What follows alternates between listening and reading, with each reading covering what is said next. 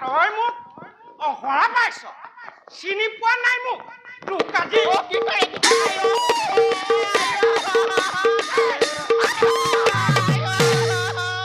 যা বুলিছো নহয় যা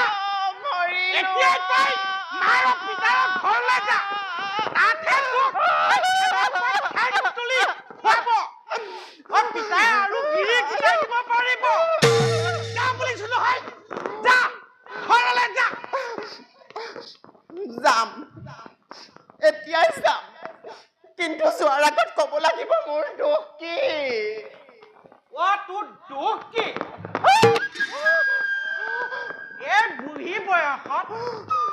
একুৰি ল'ৰা ছোৱালীৰ মাক হৈ এই পিলিঙা ডেকাৰ লগত লেটি পেটি কৰি থাকিবি তাৰপিছত ক'বলৈ আহিছ তোৰ দুখ কি যা এতিয়াই ঘৰলৈ যা